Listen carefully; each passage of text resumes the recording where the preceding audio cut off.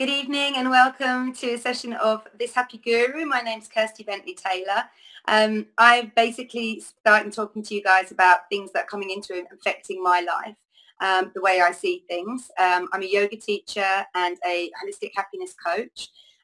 So I kind of spend a lot of my life asking people to look at the best part of themselves and to connect and feel with the best parts of themselves, and then allow them to be and stay in place with some of the darker parts as well, so that they can feel the balance and work through. And doing this for my job as well as my passion, I'm enabled to, I suppose, recognize parts of society that really aren't functioning, if you like, on full whack, on full level, from all cylinders, if you like. And one of the things that keeps coming up to me that I wanted to discuss today was about what and how we perceive ourselves to be, which is kind of, I mean, it's quite a deep one. We can go really deep with this. I'm not intending to. I'm kind of just wanting to give people an overview so that they can start thinking about themselves, just perhaps a little bit differently, with a greater idea of compassion for themselves, with a greater idea of the parts of themselves that they can begin to work on, because I think we all get caught up so easily in our daily lives, which are, in this era that we're living in, seem to be manic. They're crazy. They're full. And we don't often have a lot of time for self-reflection, and we don't often have a lot of time. We don't even often give ourselves a lot of time to kind of just sit back and look at the decisions we've made and look at the consequences of those decisions. Some of the ways that you could have handled things better, perhaps, or the ways that you were treated, and the ways you have been processing the emotions that were thrown at you, or some of the dialogue, or and the triggers that sent off to you as well.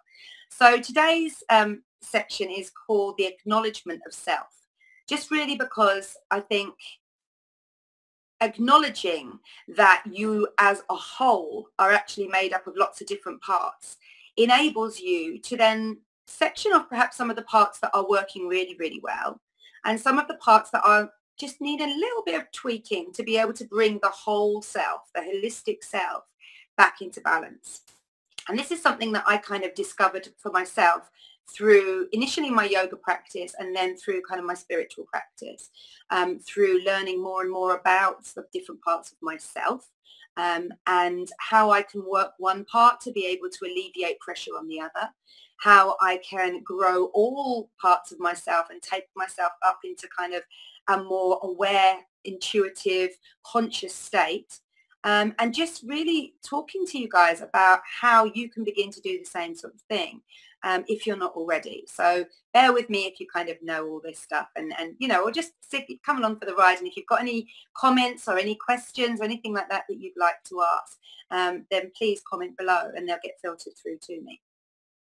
So one of the first things that I wanted to kind of mention was that although we often think of ourselves as, for example, I'm Kirsty, I'm just one entity, one being. Within that being, I have many facets. And when we strip down and break up and section off, it comes down to about 4 or maybe 5. I'm kind of edging on the 5th, but a lot of other sort of philosophies and psychotherapists, psychologists will always talk about the 4 parts of self. Your physical self, given, physical part of you. Your emotional self, the way that you respond to things, hate, anger, jealousy, sorrow, those sorts of things.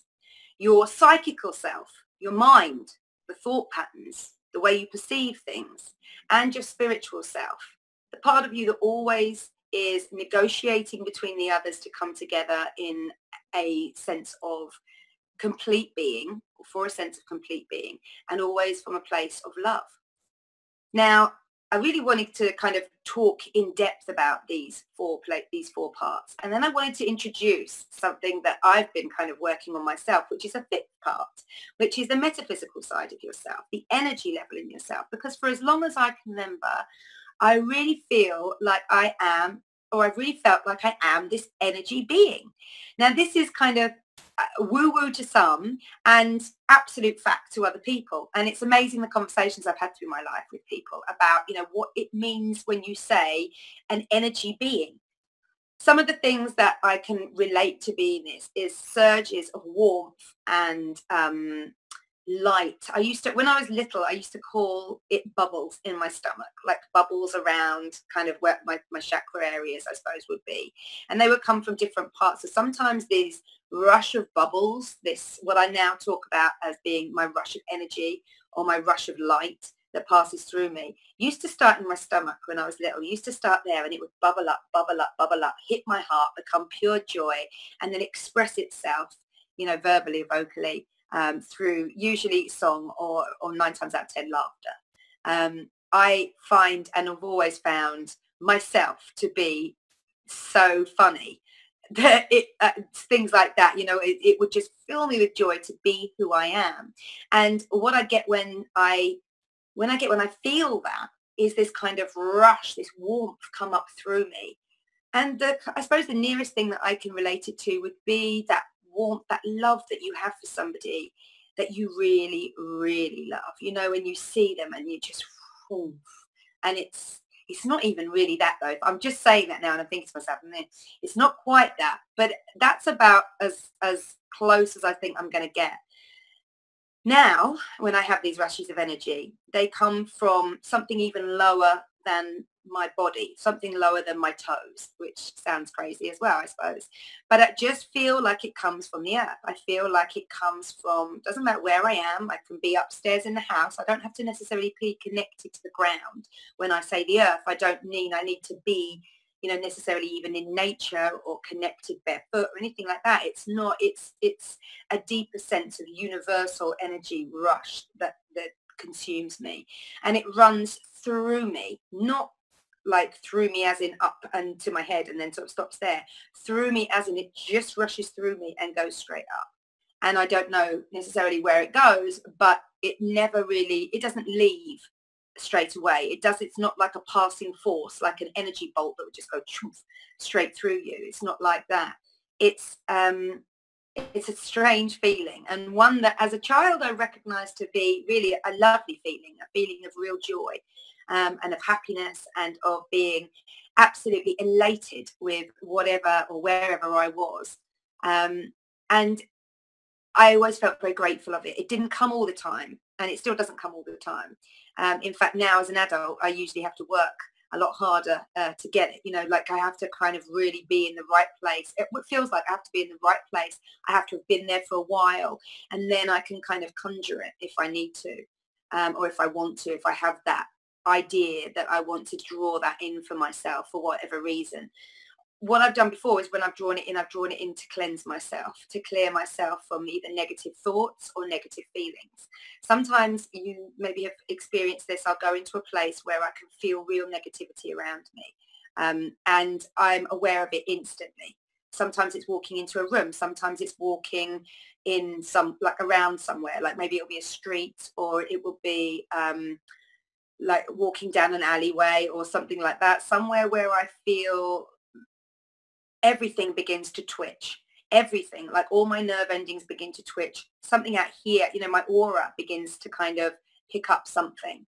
And it doesn't like what it's picking up. You know, I'm getting warning signs from everything, from literally the hairs standing up on the back of my neck to a cold feeling in my stomach, and permeating up through my heart.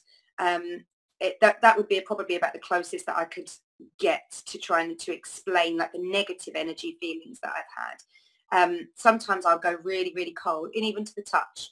And it's a strange feeling that I haven't, I'm lucky I haven't had that too often, but sometimes when I do and I come away from that place, I still feel like it's in me. I still feel like it's got a bit of a grip. It's got a bit of a hold on me. And so I have used before sort of energy clearing techniques, mostly through meditation, focusing in on my chakras, focusing in on taking the energy from my internal person out to my external aura or person, either the person that I am, including my energy.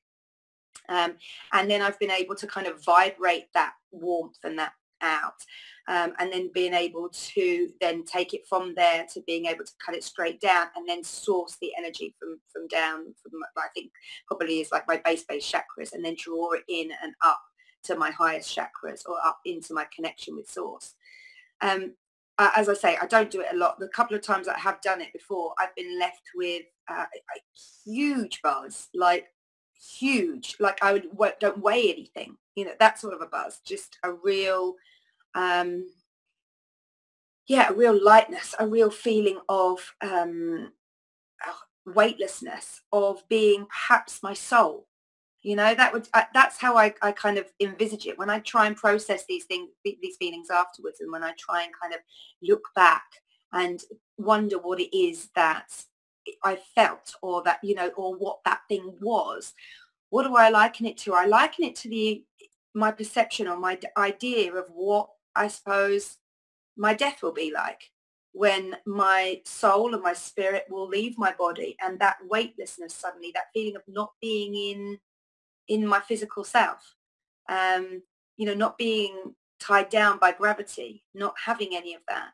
And that's kind of, I suppose, the best way that I could describe it. It's something that I'm still working on. I'm nowhere near being able to kind of guide other people or anything like that. This is something that I really feel like I want to explore within myself, and part of my own journey as well is to recognizing exactly who I am and the part that I have to play in this universe. So it's very much at that stage for me at the moment. But it did and it does bring me into this real finite recognition of all the different parts of myself. So like I say, when I have this feeling, I feel like I'm weightless. I feel like for the first time, in my life type thing, I'm not in my body. And sometimes, through meditation, I get that idea that, I'm not conscious of my body. I think that's a different feeling. I'm not conscious of my body. My consciousness is outside of my body, and my consciousness is higher, and often I'm looking down, often I'm, I can sort of move consciously away, and transition out to different places, out to different worlds sometimes. But this isn't like that feeling. So it becomes, when I meditate, I think when you come back into it, I begin to be very much aware of, actually, I have this weight again. I have this physicality, and I can become very aware of that physicality. I do so very much through my yoga practice, and I practice every morning. And I've actually gotten really, really into engaging in my physicality and seeing how my body is today. That's kind of how I come downstairs at like 5, and I'm just like, okay, I roll out the mat, and I'm still yawning, and I'm stretching, and various parts of me will be clicking, because I'm not getting any younger. and I'll be aware of certain feelings that I'll have when I wake up in the morning, whether I've had good night's sleep or bad night's sleep, for example, whether I feel like light-hearted, or whether I'm carrying something, carrying a weight, carrying a sorrow, carrying a worry, or something like that, something I'm carrying. And so it enables me through my yoga practice to be able to kind of move those energies around initially, but also to be able to go into my physicality and just check that everything's okay. So I've begun to develop this real sense of self-love, but also sort of this real self-curiosity about what will I find the next day. Like, I actually get quite excited. And, certain parts of my yoga practice, like my breathing and everything like that, it enables me to take it in a level as well. We're not just talking about how my shoulders are feeling, how my muscles are feeling, whether my back is tense, or, or my hips need a stretch, or any of those sorts of things. It allows me actually to take myself inward into my body and check out my internal organs. How is my stomach feeling? Where is there gas? What point is there gas? Or some sort of blockage? Often I'll be able to feel that, and I'll be able to take my mind into it and pinpoint the part of my body where it is, and then be able to go through and perhaps help that along if I feel that needs attention. Or I'll be able to take myself into my fascia tissue and feel and allow that to break, and, to just kind of really flex, I suppose. And that's something that I enjoy doing, because, again, I'll get kind of energy releases from being able to let go of whatever tension it is, whether it be like an emotional tension, or a psychical tension, or a physical tension. that I've woken up with that day.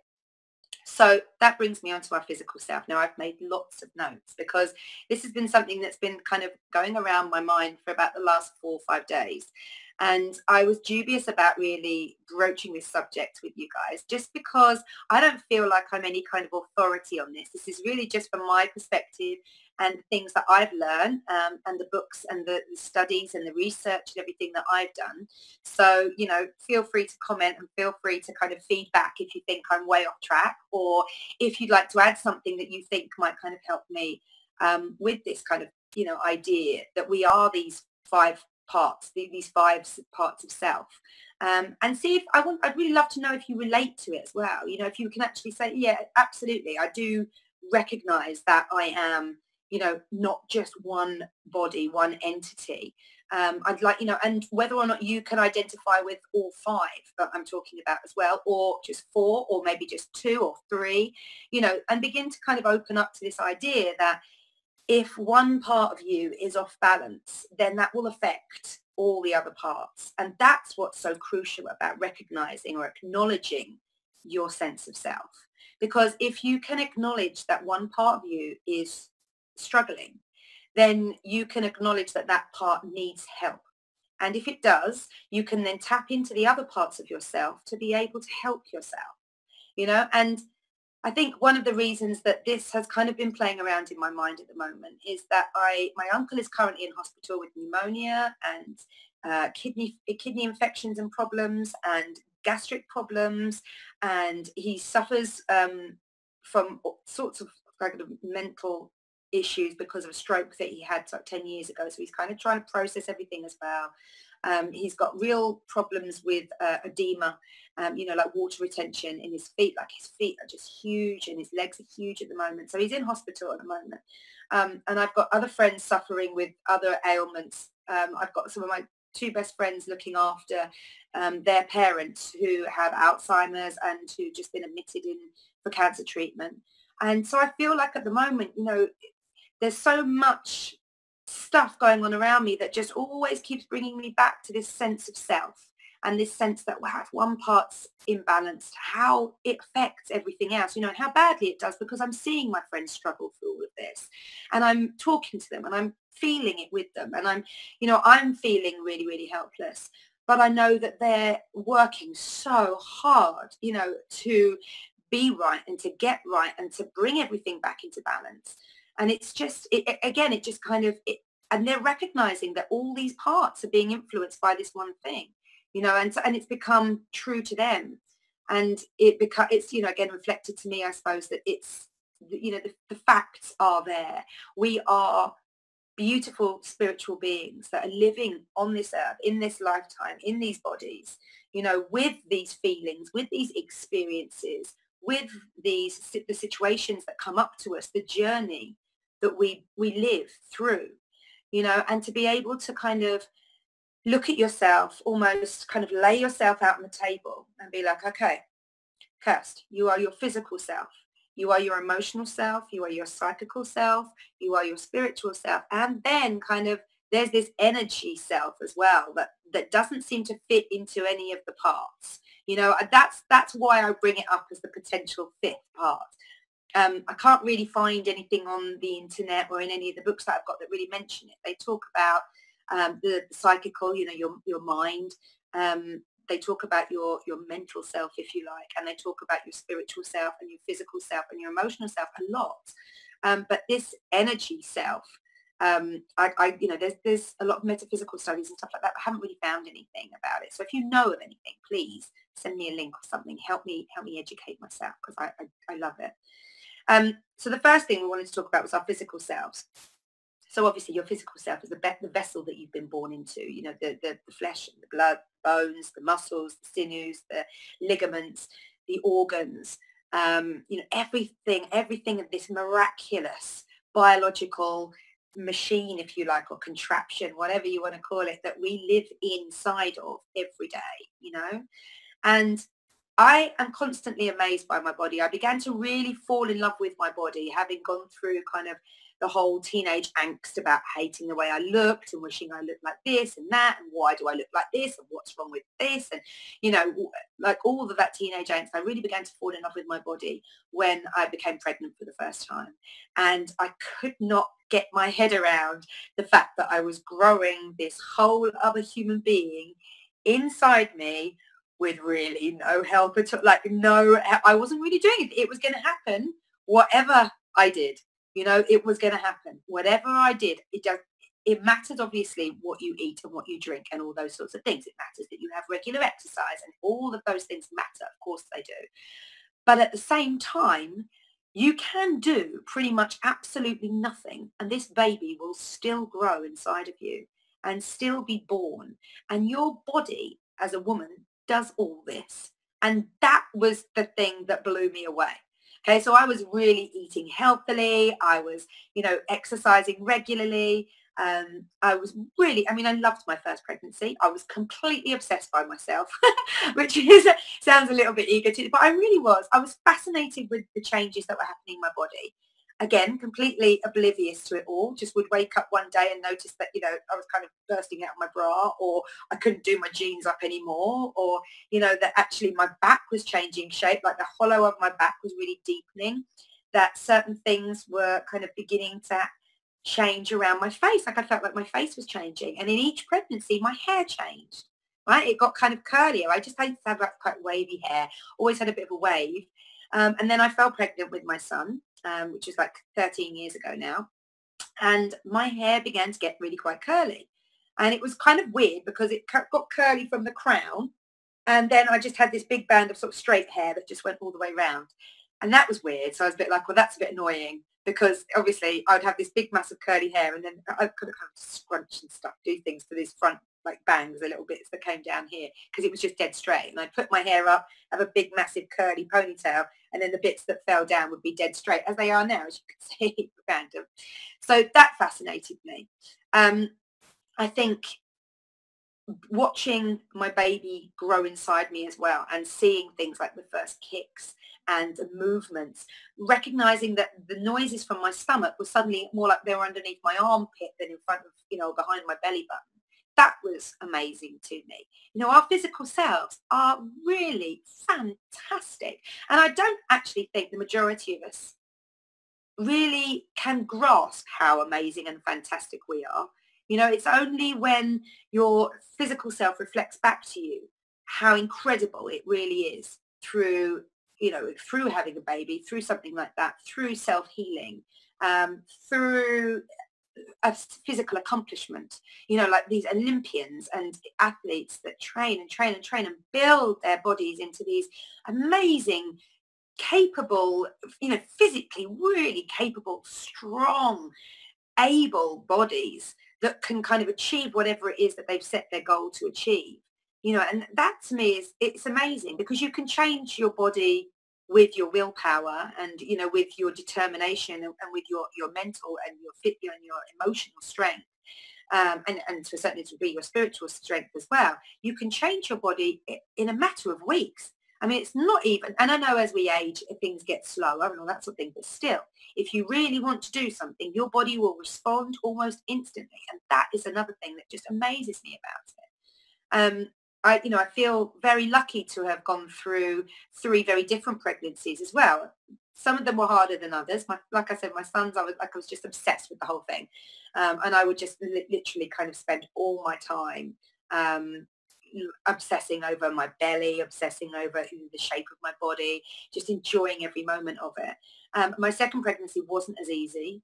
I felt very uncomfortable throughout. And we were living in Thailand, so it was boiling hot, and I spent most of my pregnancy in like a bra and t-shirts with very wet sarongs and towels wrapped around me and sitting in front of fans, and we didn't have aircon at that time, so it was very much a case of really don't do too much, just sit down, and that didn't rest easy with me either. I didn't, when I was doing something, I was doing something like cleaning, and and I hated that. I hated the fact that in my pregnant state I was kind of down on my hands and knees and cleaning these blooming white tiles that we had on the floor at the time, just so that, because you could see the footprints in Thailand every time you go inside a house, you take off your shoes. And so, of course, every time any one of me or my family members or friends that were coming over to visit would come into the house, they would take off their shoes, and then you could see like the little footprints that had gone everywhere, and any dirt that was brought in and stuff would just collect. And it used to drive me mental that in my state, as hot as I was and uncomfortable as I was, I still had to clean this floor, and being down on my hands and knees, and then feeling that pressure as I got heavier and heavier, feeling all these different pressures on my body. And again, with my third pregnancy as well, I had a lot of physical stuff that I needed to still do. I couldn't focus in on my third pregnancy because my daughter from my second pregnancy was very, very, very, very demanding. She was a really challenging baby, and she was often crying, and I would be up all through the night with her, and she would only have me. She would scream, and she did this thing that my husband and I call planking, where she would literally from the tip of her toes to the tip of her head just go rigid and just so angry, like proper anger racing through her and just making her stiff as a board. So there was really nothing much you could do with her. And she started doing this probably from about 6 months old, I would say, right up until she was about 3.5. And we still had a few episodes of it. Even now, if she gets herself really, really wound up, she'll still do this whole thing where the toes will go pointed and the arms are straight down by the side and everything tenses up, and you can see the line of her jaw, you can see the veins in her head, you can feel the power behind this physical manifestation of her frustration or her anger, her upset. And to recognize that in like a 6-month-old as well was really intense. It took a lot out of me physically, like a lot when you're not sleeping all the time. And you're looking after a child that is constantly crying like all day long. It was that bad. I'm really, not making this up. It was that bad. It really takes it out of you emotionally. It's such a drain. You're constantly wondering about whether you're being a good mum, whether you're doing things right, what it is that you've done wrong. I went through so much second guessing of myself, and my emotions ran really, really low. And then when I got pregnant with my third child, still dealing with this, almost 2-year-old at that stage, and all the natural stages that an almost 2-year-old are going through as well. I became very, very physically demanding, and carrying a much bigger baby than my second child was as well. Maya turned out to be, I think, like 6 pounds heavier than Marley was. And she was the biggest of all my three. And I just felt really physically exhausted by that pregnancy, and such a massive difference to having my first child. And okay, I'm 6 years younger then, so that has taken into account, but still it was very, very different. And it was very, very different because of all the parts of myself. Everything was dealing with a lot more. When I was pregnant with my son, physically I was younger. I was a lot kind of lighter, like in terms of my weight, for example. I fell pregnant when I was traveling around Colombia, and I had kind of gotten down to almost one of the smallest that I've been in my life, through literally exercise, just walking everywhere and not really eating too healthily, just kind of grabbing a little bit of something here and there. Wasn't particularly the most healthy time of my life, I shouldn't think, but I was definitely the smallest, so I wasn't carrying a lot of weight or anything like that. When I fell pregnant, I had all my tests and everything was perfectly healthy. It was all good to go. But then the second and third pregnancies were very, very different in comparison. And yeah, so those are the sorts of things that kind of keep bringing that up to me about your physical self, about how, you can really live in your physicality if you allow yourself. And yet it's only one part of you, So some of the things that we should probably be aware of when we're talking about our physical selves are things like what we put into our bodies. We are what we eat. It's not just an 80s slogan. It's, it's pretty much the truth, like we are what we consume. Now we're talking, when I say consume, I mean everything. So I'm talking about the air that we breathe. I'm talking about the water that we drink, any other fluids that you drink, the food that comes into your mouth, the quality of that food, whether you take supplements or you don't, whether you, choose to build yourself up through, for your physical self through supplements for protein and stuff like that, or whether you're taking vitamins, minerals, those sorts of things. There's a very important reason that you are better off following a healthy diet. And that is because your body can process the foods that you're taking in. The minute you start to take on board things that are detrimental to the body, the things that it finds hard to process is the minute you put your physical self under duress. And we all know this. This is not, this is not rocket science. I'm not blowing anyone away with new stuff. It's just that to be able to recognize your physical self and be able to section that off as an independent part of a whole, you need to acknowledge that. You need to acknowledge that everything that you bring into your body affects your body, in some way. And although the repercussions of that effect might take a long time to kick in, they're still happening. And if you're in touch with your physical self, if you know your physical self really, really well, you spend a lot of time thinking about it and putting into it and, recognizing how it moves, the feelings that you have within your body, feelings that are normal, feelings that you understand to be kind of perhaps something that that's happening through age, like the cricks, like I say, in my neck in the morning, have definitely come with age. The tightness across my shoulder, I wouldn't say it comes with age. I would say it comes more with kind of the stresses that you deal with in life. But it's still a physical part of me that I need to recognize, because if I don't straighten up in the morning of a day, then I recognize that also I will spend the rest of my day like that, hunched forward with my shoulders rolled forward, just because I'm holding on to whatever emotion it was that I've carried over. And it's that whole protective self. It's that whole shouldering yourself to the world and protecting yourself from the world. And that puts pressure on the physical self as well. Just rounding like that, you're compressing your lungs, you're overstretching the muscles in the back, you're compressing in on the internal organs, you're overextending your spine, you're cricking your neck so that all the oxygen and everything that you're taking in doesn't have a nice free-flowing pathway. You're blocking the metaphysical energy in your body, your energy self. And therefore you're blocking things like emotions that are passing through as well. Emotions, energy in motion, that's the feelings that we're generating.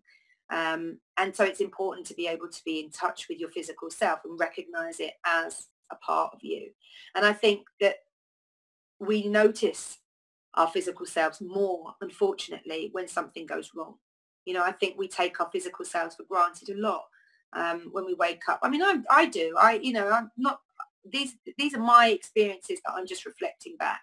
I do this a lot. I take for granted how physically fit and able I am, and it's only when something happens and suddenly I'm not, and I don't feel able to do the things that I want to, or just a little bit of fear creeps in, that I recognize that I haven't been grateful. I haven't put back in. Something I noticed the other day, I take these supplements, these essential oil supplements for my overall health. They are like 12 portions of fruit and vegetables and all the omegas that you want and all the cellular health, vitality, complexity things that you want, so that each of your cells is is as healthy as it can be, so that it can absorb all the good stuff and kick out all the bad stuff. And I've taken these things now for a little over a year. And every now and again, I kind of get that little voice in my head that says to me, yeah, but are they really working? Or are you just, all the diet stuff and all that sort of thing, is that the thing that keeps you healthy and keeps you, moving through your life as easily as you do at the moment, which I'm very grateful for. Thank you very much.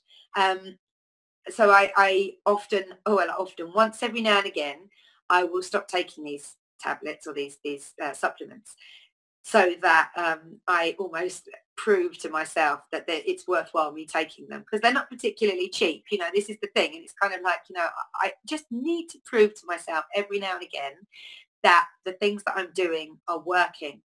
So I have one leg slightly longer than the other, which impacts my legs on my leg on my right side, and most specifically my knee on my right side. It does go down, like the difference does affect me in terms of my ankle and the way I hold my feet and stuff as well. It doesn't, it's not kind of a hobble or anything like that. I walk normally. I can do everything normally. It's fine. But what I am noticing with age is that the cartilage on my right knee is beginning to wear away. And I have noticed that I get kind of inflammation around my right knee. So I've been taking these Lifelong Vitality Pack for, like I said, just a little over a year now.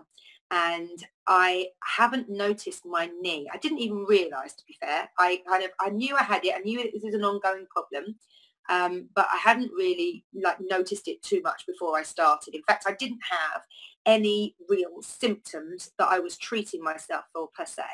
I just felt like I'm a sort of vegan vegetarian diet. I'm trying to be as vegan as I possibly can, but I worry because of that restricted diet, if you like. It's not really, but I think it's just the conditioning as well, isn't it? Anyway, I worry about that I'm not getting some things like the omega oils and stuff like that. Am I eating enough flax seeds, for example? I've got all these kind of, seeds and wondrous powders and things like that I pour all over everything. And am I getting everything that I need? Am I? And so I finally found a product that I really believed in, that I really believed the science of, and started taking that. But like I said, there wasn't really any real reason for me to do so. However, when I stopped taking it about 6 months ago for a period of 5 days only, I noticed immediately that my energy levels in my body went down.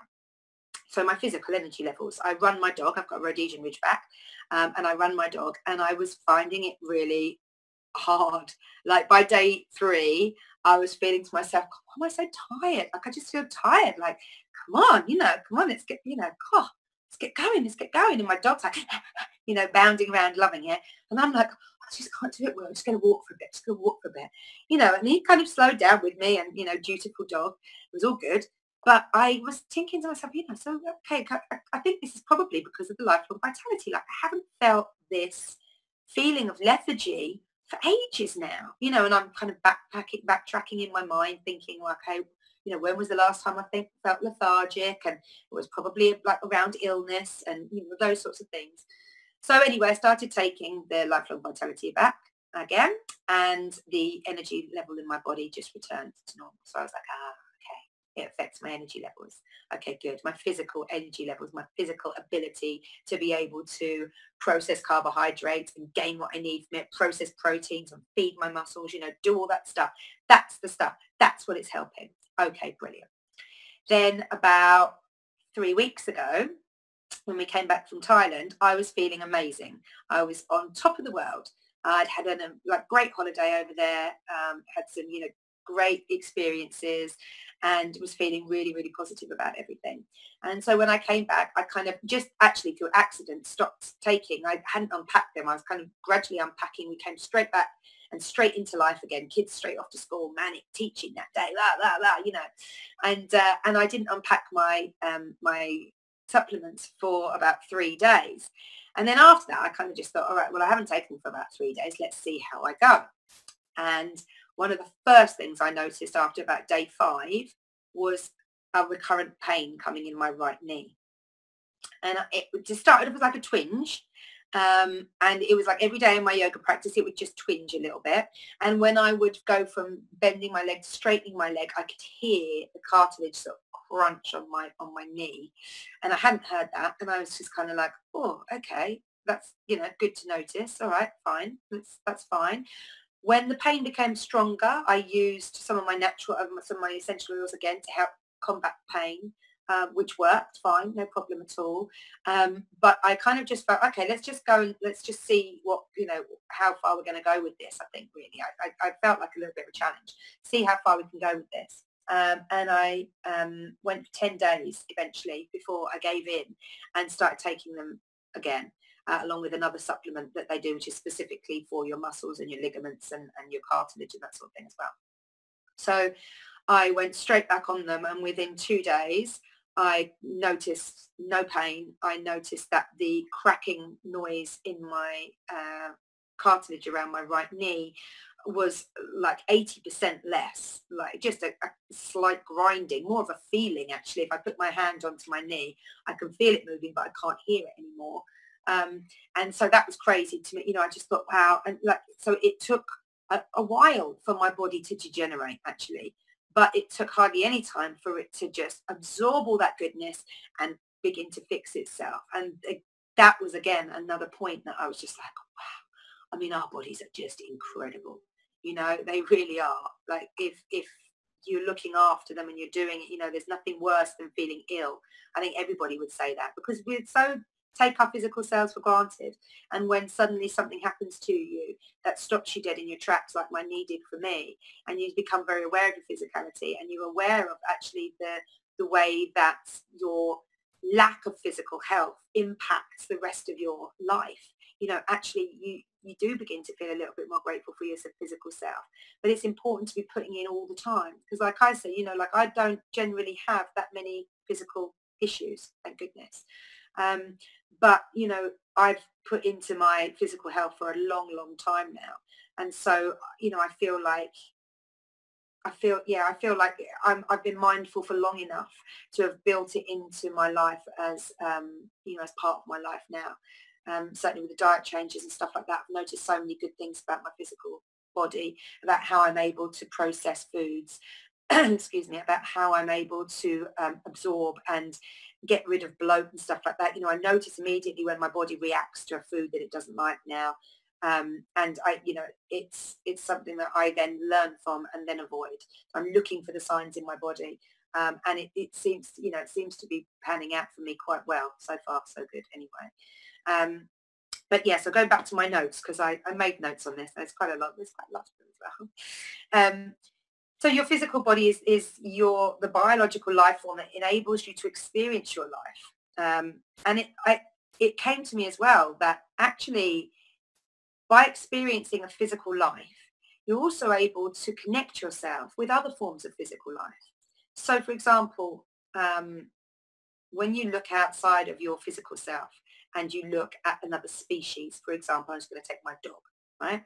So my dog fully feels loads and loads of emotions, and he expresses them physically. Like, it's lovely to watch. And if you've ever seen, you know, any Facebook video, if you have your own pet, then you know this to be true. I don't, in fact, none of the animals that I've ever had have ever not expressed anything. And that goes even down to my fish, because I used to keep tropical fish. And every time I came in from work, they'd be on their own in my flat all day. And then every time I came in from work, suddenly there was like, you know, activity. And they'd just come up to the top, and they knew I was going to feed, but they knew the minute I walked in the door. You know, and they knew, and then they'd be all excited, and they'd stay at the top, and they'd stay at the top until I came over, and then they swim down to look towards me, and they'd swim along and swim along and swim along until I got out the pot, and then they go right up again, you know, and then I'd feed them, and they'd just be like crazy. But that for me was them expressing joy and excitement, you know, happiness that I'd come home. Oh, here she is, the feeder, woo, you know, food, you know, and then curiosity. You know, curiosity is it her? Is it her? Yeah, I think it is. As they go from left to right, you know, and then oh, there's the pot, you know, and there's movement, and it's going up towards the top. So they're all there, they're all ready, they can't wait, you know. And maybe, you know, some of it was kind of them being really hungry, and that sort of basic instinct of hunger, you know, of hunger to gravitate as quickly as you can towards any source of food. But the way that they move from the top of the tank to the bottom of the tank insinuated to me that there was a level of emotional connection there that I had with them, you know, or they had with me, both, because I used to love them. I used to sit next to them and talk to them and, you know, just kind of like watch them and, you know, like just, you know, you build a connection with things that are alive in your household, from, you know, a plant to fish to your dog, you know, to your cat, whatever animal you've got, hamsters, gerbils, you know, all of them, they all express emotions and feelings and love and acceptance in one form or another to you as their owner. And that's a beautiful thing. And if you can recognize that in another species, a species that really is completely alien to you, that at the most you know how to look after like the very fundamental and basic needs of these animals at the very most, because you don't know what they want, you know, in terms of what they're lusting after, what they're thinking about, you know, you don't know that, you know, and so you do things that you know they actually do need to survive. So you do give them food, you do give them water, you do clean their area out so that they don't get sick. It's only when you take the time to spend with them that you recognize their personality and you recognize the things that they like. So one of my hamsters used to love going in one of those plastic balls all over the place. One of my hamsters hated it but loved going on their wheel. Put her in a plastic ball, she just would freeze. She was like this, where am I? You've stuck me in a greenhouse. You know, whereas I put her on a wheel, like put a new wheel in her cage, thinking, well, she's got to get some exercise. put her in the wheel in the cage, and she loved it. And all night long, I can remember that lemon wheel squeaking as she would go round and round and round. But she loved it, you know, and she obviously got a buzz off of it as well, because why would she keep doing it?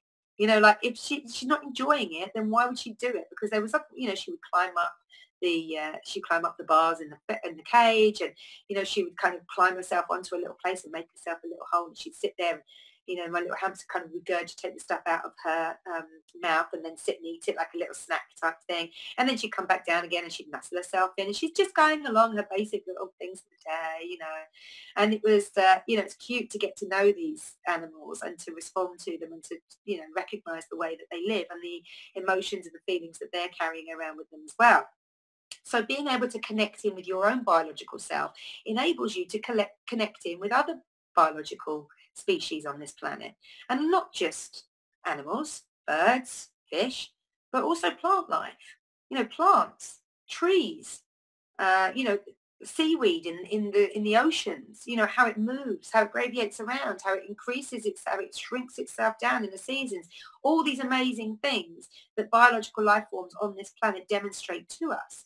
And if we can connect in with our physical self and the importance of our physical self, then we can do that for other animals and other species of life on this planet. And I think that in turn gives rise to a real spiritual connection with everything around you. Because if you can recognize the physicality and the importance of your physicality and other things, you can recognize the same needs that you have for your physical health need to be recognized and given to other animals on the planet. Otherwise, they're going to go through some of the angst that you would go through if you're unwell or ill, you know, if you're suffering from disease. And I think that brings us into a level of consciousness about all the decisions that we make in terms of our world. You know, at the moment, it's really depressing. I don't think many people would disagree. I think it's really depressing, the amount of rubbish in our oceans, the amount of litter and, you know, plastics and metals, heavy metals and everything permeating our water systems. You know, the water systems of this world feed everything on this planet. You know, let's not be naive. And if you are finding that there is toxins in your water, then you can be 100% sure that that toxin has already infected plants, trees, the earth, the animals that live off those plants and trees and that drink that water, the birds that live off the plants and trees and that drink off the water, you know, the fish, the animals, the dolphins and, you know, mammals and stuff that live in the waters that we, you know, have on this earth. Everything is affected by it. You know, so if you're suffering from that one thing, then you know that other animals are suffering from it. So it becomes a choice that you make as to how you deal with the things that are affecting you directly, has a direct impact on the rest of the species on this planet. And that begins to bring a foundation of this belief and this knowing that actually we're all connected, you know, not just by one thing, not just by the fact that we all live on this planet that we've called Earth, you know, and we're in a like long line of like 9 planets, you know, and there's a solar system and there's a galaxy and all that sort of thing. Bring it back down to being a little bit more finite, a little bit more of a recognition of the fact that every choice that you make has a direct impact not only on yourself but on the world around you as well. And I think that's a really important reason to be able to recognize yourself as a physical being as well, so that you can recognize that in others and really begin to make decisions that are conscious and that are, you know, made with the best will in mind, the same love that you have for yourself, then extend that out to every other living creature, because everything wants to be alive. It's fundamental right, it's its fundamental need. It's pretty much the one need that we really, all of us share, you know, because we don't know whether or not plants experience love and, you know, and that sort of thing. We know that animals do. You know, we've seen it demonstrated to us by kind of more higher conscious beings. But, you know, you only have to look at your pet to know whether or not it, you know, experiences love in any form. You know, my dog follows me around everywhere I go. If I sit down, he'll literally sit on me. If I lock him out the door, I've shut him out tonight and he was scratching to try and get in earlier. And I'm just like, no, well, you know, go and sit with daddy.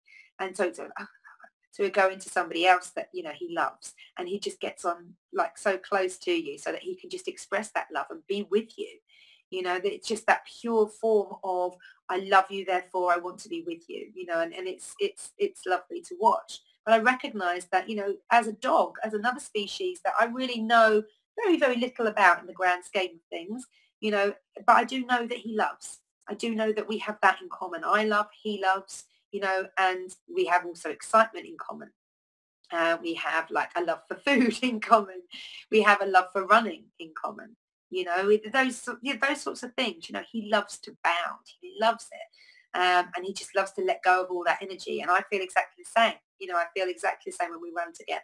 We let go of it together. He'll wait for me to turn, and he'll be smiling at me from ear to ear. And it's, you know, it's great to be able to know that those things that I feel like I am reading are actually, they're there.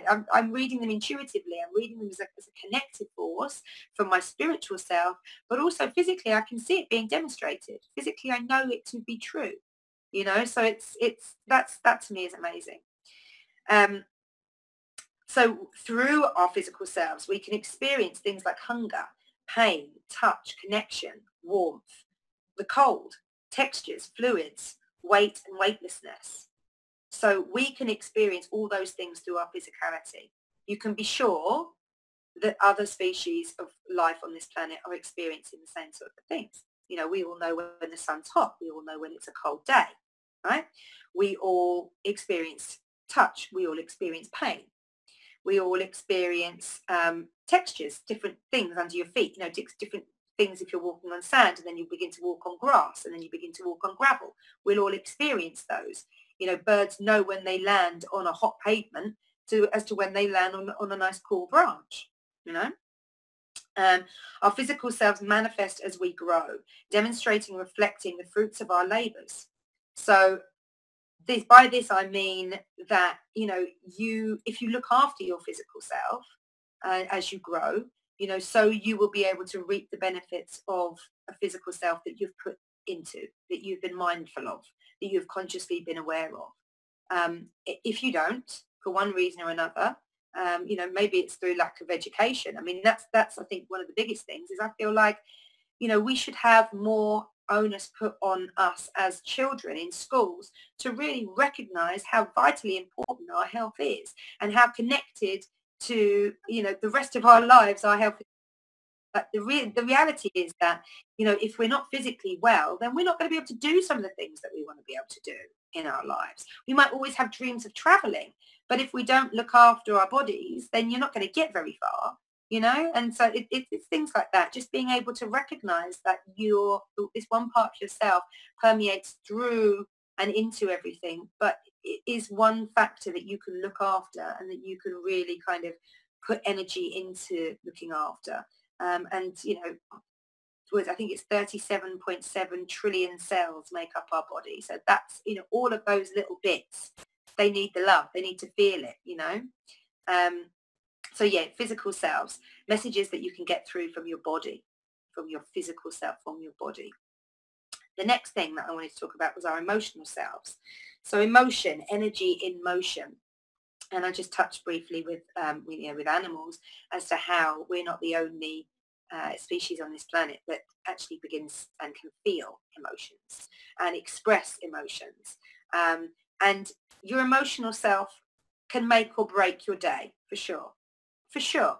You know, and there are so many influences that come into our emotional selves, and dependent on the way that we process these emotions and these triggers will depend on whether or not we can cope or not, essentially, you know.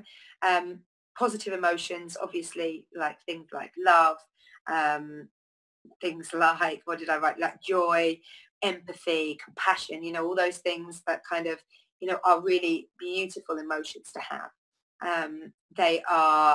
They'll fill you up, they'll make you feel alive, they'll make you happy, you know, all these sorts of things, all these emotions that you feel are joyous. They're the best that you can feel. And they'll fill your physical self. They permeate through your physical self. You express through your physical self, and then you draw the emotion from other people back into you as well. And if it's positive, it's great. If it's negative, you're looking at, you know, hate and jealousy and fear and sorrow, sadness, you know, and those sorts of things, where again, it permeates through your physical body and you begin to express these sad and negative emotions, if you like, through your physical self as well, and it begins to act and manifest within your physical self. Dr. Bruce Lipton, who is a microbiologist, wrote a very, very important book, in my opinion, called The Biology of Belief, and it looks at cells and the way that they perform in different environments. And one of the things that he came to the conclusion of over 30 years of study and 30 years of trying to get his theses out there and trying to get people to listen to what he said was that, you know, the environment around each cell is just as important as the nutrients that are brought into that cell. So that means that things like love and happiness and all those sorts of things would make the cells react one way that seem to be positive to them. They would multiply, they would, you know, they would grow, they would respond actively to their job roles, like processing things, you know, to absorbing nutrients. That would happen easily. Expelling themselves out, like apoptosis is called, when a cell voluntarily kills itself, commits suicide to be able to like sustain the overall health of the being. Yeah, I mean, that's fascinating in itself as well. That's fascinating about the physical cell. But, you know, all these things that go towards really supporting yourself on a physical level come from the perception of your emotions. And so then we're looking at the way we express our emotions, whether we hold emotion in. There's a lot of holding emotion in because it's not seen to be the good thing to do to express it. I feel really, really passionately about allowing men particularly to express their emotions. I feel like it's such a disservice that somewhere along the line we've been conditioned, or men and boys have been conditioned to believe that, you know, if you show some emotion, it's a form of weakness. It's something to be ashamed of, you know, and I just feel like we must be past that now. Surely we must be past that now. You know, I love more than anything to see the men in my life, friends, husband, father, son, you know, whoever they are. I love to see them love openly. I love to see the tenderness and the care. I love to see that they, you know, will cry openly when they feel empathy or compassion towards something that's really, really touched them. I love that more than anything in men. I don't know why. I think it's probably because I recognised it at first when one of my first dogs when I was growing up with was put down, and it was the first time in my life. So I would have been, it was 87, so I would have been about 12 when my first dog was put down. And for the first time in my life, I saw my dad cry. And it was that, moreover than the upset of losing my childhood pet, that really blew me away that day. You know, it was the first time I'd ever seen him cry. My dad's from the north of England. He's quite a big man. He's quite kind of, you know, stocky, and he's got this beautiful big sort of voice, and he's quite a force to be reckoned with, my dad. You know, I remember a lot of my friends, one friend particularly, who was like, oh God, I want to see your dad. You know, I was always a bit intimidated by my dad because he was just this big booming character. Or he is just this big booming character, and I think when we were all like little, like 12 years old, he was quite intimidating. But yeah, to see then this man that, you know, had always been my rock, who had always been the, you know, the linchpin that held us all together and would protect us all and looked after us all, and was out, you know, doing all the manly stuff, you know, was out digging the garden, was, you know, taking the dogs out, and in all weathers, you know, batting himself up, and, you know, be pouring down, and he'd be like, nope, going out, put hair on your chest, you know, and all that sort of stuff, and off he'd go. And then to see him cry and to really express that emotion and not be ashamed about it, not be anything other than just brutally honest about his feelings about the whole thing, really impressed me. But it really impressed on me that, you know, this the only time that I'd ever seen him really react to something with sorrow, you know, with a real sorrow. Is that the only time? You know, we'd had family deaths and stuff like that, and I don't remember having seen him cry. And you know, bad things had happened, that they'd lost friends and stuff like that, and I don't remember seeing him cry. That doesn't mean to say he didn't. That just means that I hadn't seen him. So when we were all together and my dog was being put down and he began to cry, it was like it almost gave all of us that permission to just express fully our grief, which was brilliant because, you know, I was brought up to kind of stiff upper lip. You know, my mum's side of the family particularly were very much like, you know, stiff upper lip, you know, cracking on. And, you know, they were so loving and so generous and so kind and always so welcoming and everything like that. But I just kind of wanted to be like them. You know, I wanted to have that stoicism, that ability to, you know, no, I'm fine. It's all good. It's fine. You know, I'll be okay. I just need to kind of just give myself a moment and it'll be all right. There don't need to be tears shed. You know, that is really the last resort. That, you know, that's really how I perceived my family on my mother's side when I was growing up. And with that came a lot of strength, you know, a lot of willpower, a lot of strength, and a lot of secrecy as well. Things really being kept in, whether it be individually or within the family unit, stuff that I only really found out as I've grown up, you know, over the last sort of 10 years, in some instances. Everything was kept sort of ship shape and looking good on the outside, irrespective of what was going on in the inside. And so to see my dad cry was just this lovely thing, and it gave, like I say, permission for the rest of us to really sob our hearts out and hold one another and support one another fully, rather than just sort of like trying to hold your tears and you're trying to wipe away your tears and not let anybody see you. And you know, the number of people that I see and that I come into contact with who, if they cry, the first thing they do is hide their head and, you know, in one thing or another, whether it be like in a tissue, whether it be in a sleeve, whether it just be bowing down and, you know, pulling up their jacket or their jumper or something like that so that people can't see them, you know. And then in other countries, like especially I've been called to recognize this recently, watching all this horrible stuff going on in Syria. And all these people are losing everything around them. And it's just open grief over there. And rightly so. I mean, I can't even imagine what they're going through. But it's open grief. It's that opening the chest. It's opening your heart. It's looking up to the source, to the world, to the universe, to whatever. You know, whatever your faith, looking up and just expressing wholly from the heart all the way up and out. You know, and being fully expressed. Allowing that pain to leave the body, allowing that emotion, that negative emotion, that sorrow, that sadness to leave the body. And that's so important. It's so important that we use our emotions and that we feel our emotions, that we process our emotions and that we're not scared of them and we're not intimidated by showing them, you know, irrespective of what anybody else might feel. If you feel happy, you be happy, you be joyous, and don't be ashamed of that, even if it comes across people who are going to go, oh, be quiet, you know, oh God, that laugh's so loud. You know, I've had that all my life. And what I've learned to do now is just to be in my own moment. You know, whatever's going on with these other people, it's happening with them, it's not happening with me. And so I've really learned to express that. But the conditioning to hide my negative emotions is still very, very, very strong in me. Very strong.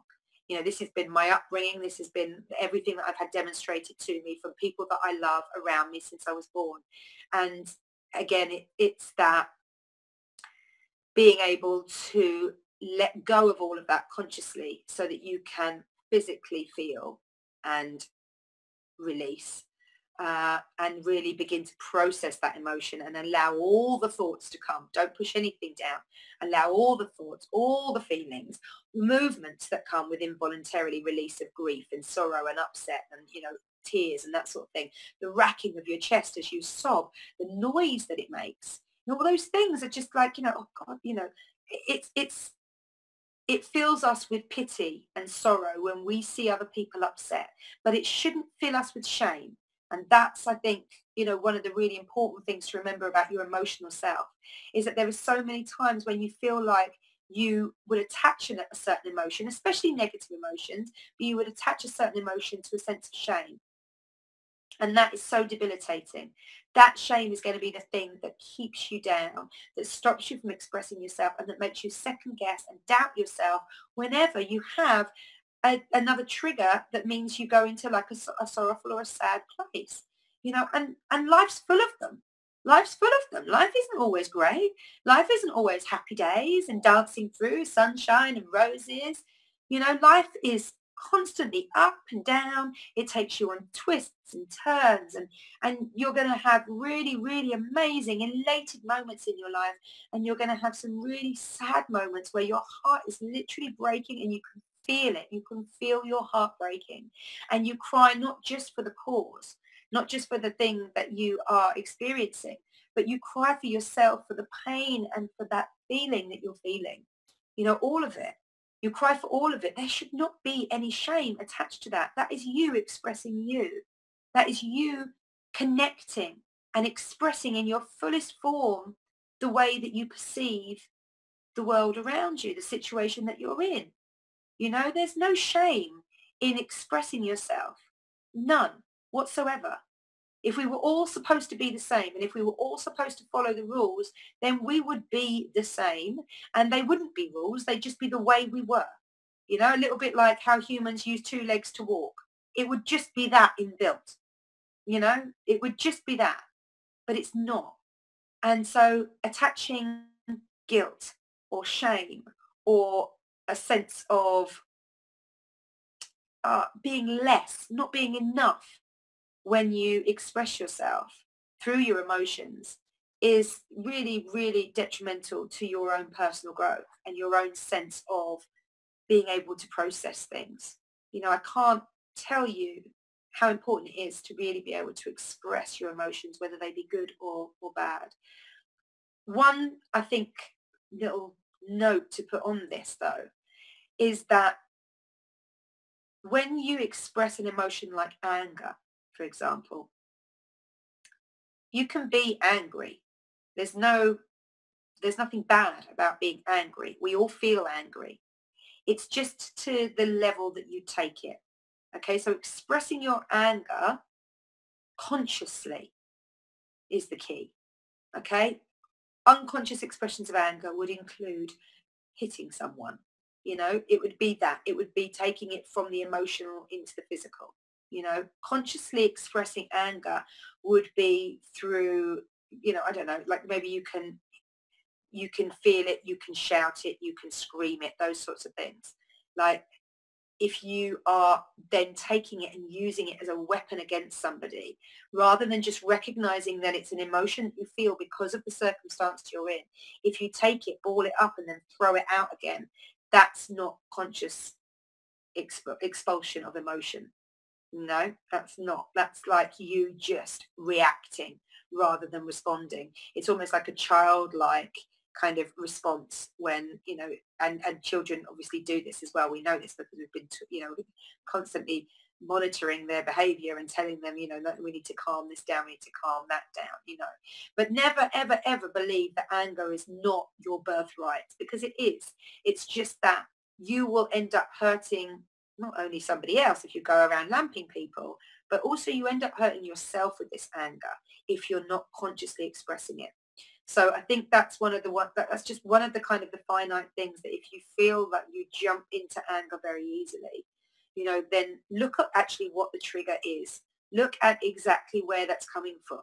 And you will have to dig deep, because anger is usually buried feet and feet and feet down into your psyche. It really is. It's a whole plethora of pulling back layers of things and finding out exactly what the root cause of the thing that triggered you is. Sometimes you're going to know it. Sometimes you're just going to be like, well, that's because of this. That's because of that. Like I was always treated like this as a kid. And so when somebody says like this to me, that triggers me. And it's like the red mist comes down, right? It's like, there's no controlling it. There's no controlling it. They've literally pressed that button and shoo, up it comes. Now, at that point, you can either choose to go, "Argh!" or you can choose to, like lamp somebody or physically manifest that anger. You have that choice before anything else happens. Even, I would go so far as to say, before the anger is even fully expressed, your mind and your spiritual self are working towards the next point of, like, the next point of your path with this anger. Where's it going to go? They're already working on, okay, where is this taking me now? is it going to take me into lamping somebody or something, or smashing something, or, you know, verbalizing my aggression? Or is it taking me into a place of recognizing what's triggered me, letting out that anger so that it's not festering, so that I've expressed it so that it's gone, and then allowing myself to recognize that that was a trigger, that is something I'm still working on, for being compassionate about yourself and allowing yourself to really fully process all that anger. So I think that's, you know, that's an important little side note where emotions are concerned, you know, that they need to be expressed fully, but they need to be expressed consciously as well. And I think that's something that we should be teaching our children, you know, to consciously express their emotions. I think, you know, if people felt more in control of their emotional selves, if they felt more connected to their emotional selves, and like there wasn't any guilt or any shame about expressing your emotions fully, then I think the world generally would be a much nicer place to live in, and there certainly wouldn't be as many mental health issues. You know, it's crazy for me how much of a problem that is in the West now. And I think a lot of it is kind of just suppressed emotions. It's not being able to feel something. It's not being able to say something. It's not being able to act on something as you naturally want to. All those things being suppressed by, you know, all the various parts of our lives that impress on us and hold us back in certain areas. So our emotional selves, are, you know, really, really important. So I've written down a couple of notes about our emotional selves, things that I found quite interesting. So when we're imbalancing the emotional self, it creates drama and chaos. So we know that, right? That we know that it will then affect our minds. It will then take control over our minds. And then we will do things, you know, that we kind of, there's really no reason for doing, or there's no need to do.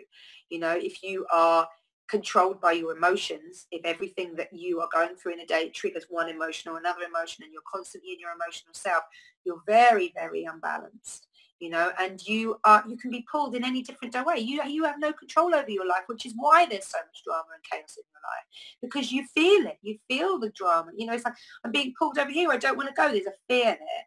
You know, there's a sense of hate with the fact that all this is happening to you, you know, and joy immediately when that thing is released, but then fear again when it comes back again, because it wasn't processed the first time. So there's all that sort of stuff to think of as well. When I found out that this is interesting for me with the essential oil stuff that I do as well, because essential oils passing into your body through the olfactory glands in your nose, which is your sort of sense of smell, excuse me, affect your limbic brain, which is the kind of the stress response center of your brain. It's one of the oldest parts of your brain. It's your kind of immediate response center, and emotions come from there too.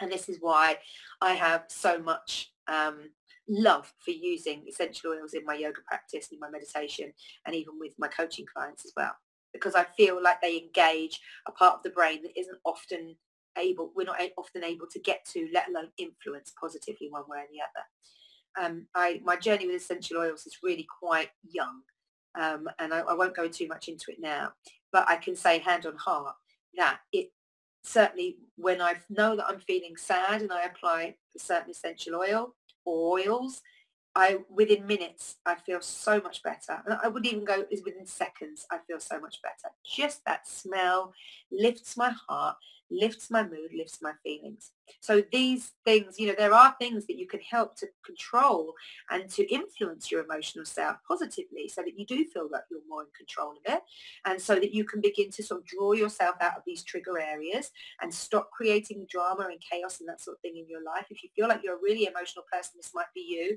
you know, then comment please, and or write to me via my website or on Facebook or something like that, you know, and perhaps I can kind of go through with my experience the sorts of oils that might be able to help you. Certainly I have a plethora of amazing contacts and mentors for my oily journey. So at the very least I can probably ask somebody who knows a lot more than I do, you know, for you. So please do get in contact. The other thing, they are stimulated by both internal, external influences. So it's not just how other people trigger you on the outside. It's not just how people will say to you, you know, oh, I love you, and you think, oh, I love you too. You know, people will say something like that, I love you, and if you don't feel it, You can't say it, and you certainly can't say it with conviction, so you have to have the internal response as well. So that's something that's interesting about emotions. They can be affected by the external and the internal. If you're turning around and saying, he doesn't love me, he's just saying that because he wants something, that negative emotional kind of sense of, I'm going straight to the place of fear. He wants something. What does he want from me? That then kicks off the mind. The mind is constantly questioning. The mind is trying to make some sort of logical pathway. Are you safe here? What's going on with him? And or her, whatever, and those, again, it begins to affect everything. So your emotional self will then affect your psychical self, your mind, and then that will begin to then affect your body as you begin to place yourself in either a defensive situation, an aggressive situation, or a loving situation, or whatever it is. I find it fascinating, these facets of our personalities and of ourselves, if you like, not our personalities, of ourselves.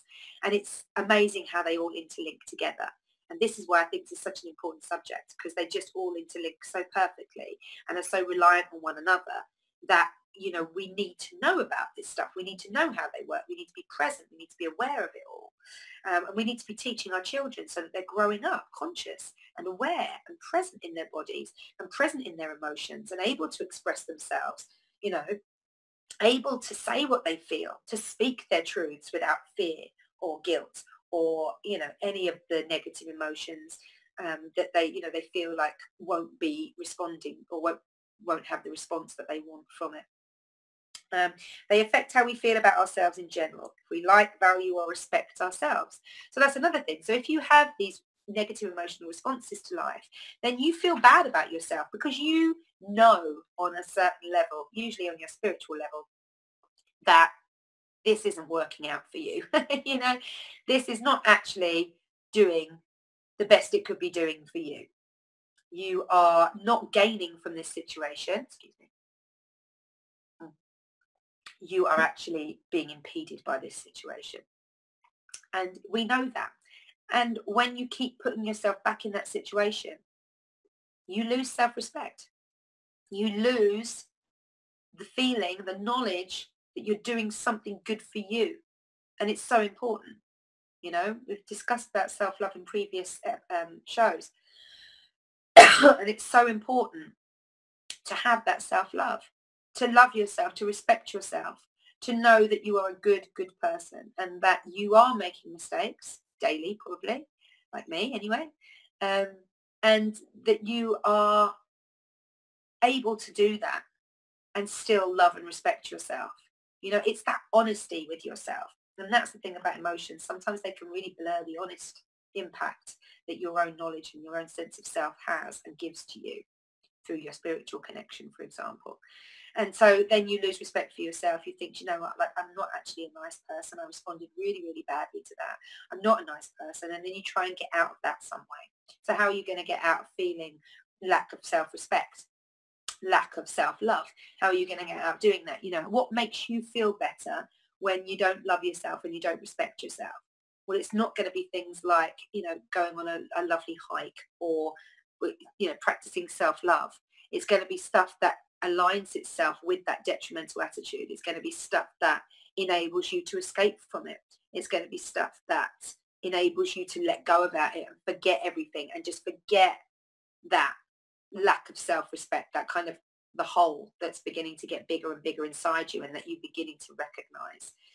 So it's really, really important, that sense of self-respect and self-love. And if you're always looking at things from a sense of love or from a position of love and self-respect and self-love particularly, if you're always kind of filling up your cup first, then you're going to be able to kind of just let it overflow, let it pour out, and it's going to touch everybody else as well. It's going to be positive because every person that you come into contact with is going to know that, underneath it, you might be making mistakes, but you're still a really good person. The good stuff is all there, and you're trying and you're working on it. So it comes to the feeling of conviction we attach with our beliefs. So our belief systems are formed through our experiences, through our upbringing, through the influences that come into our life and how we perceive them and how we're taught to perceive them.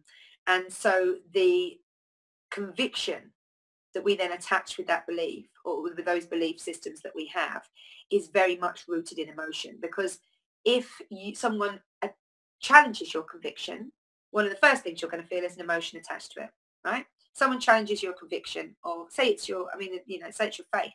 And we see, wars, perfect example. Wars are created from, people attacking other people's convictions, right?